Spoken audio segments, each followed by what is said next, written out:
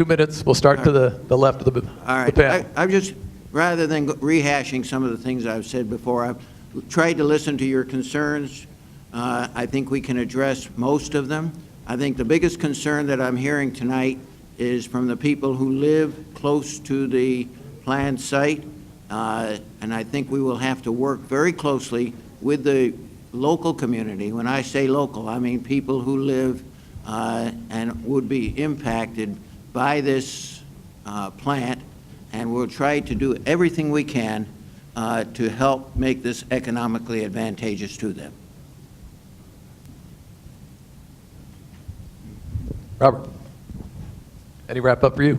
Well, I guess again, I'm concerned about health as well, and I think I live in a small town, Gainesville, Florida, and I'm about 2 miles from a coal plant, and we are, our health is fine, our community is fine. In fact, there's thought of putting a biomass burner there, and as long as it's well controlled, I'm fully supporting of that. In fact, it's a much larger facility. So, I mean, again, we're looking to protect all health, not just mine or yours, it's everybody out in the community as well. When did that show up? What's that? How long ago did that show up? What The plant in Gainesville. it's It's not in yet. not in yet. Oh, But it's proposed. It's proposed. Dr. Teague, 2 minutes. I don't need 2 minutes. I thank you very much for coming. I hope I get a chance to talk to some of you afterwards. Obviously, we couldn't talk to everybody here tonight.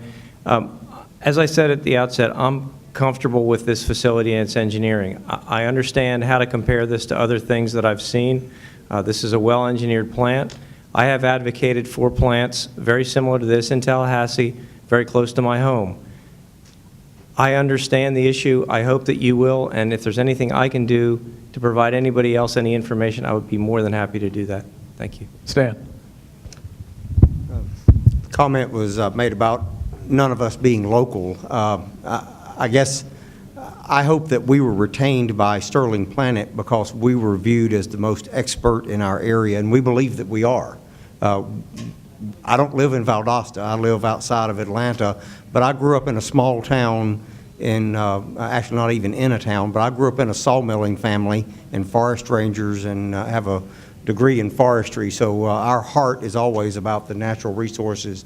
And talk about the funding for the plant, as Gil mentioned, there are investment tax credits and production tax credits that may be available to the plant, but the definitions of the fuel that's required to be used to qualify for those plants make it such that the plant has to use residue material to qualify for those tax incentives.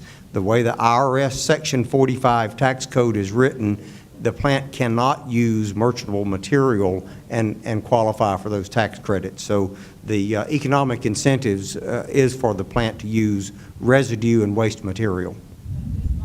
Dr. Lisco. I lived here for 5 years, and we had a great 5 years here. My family, my son was born here.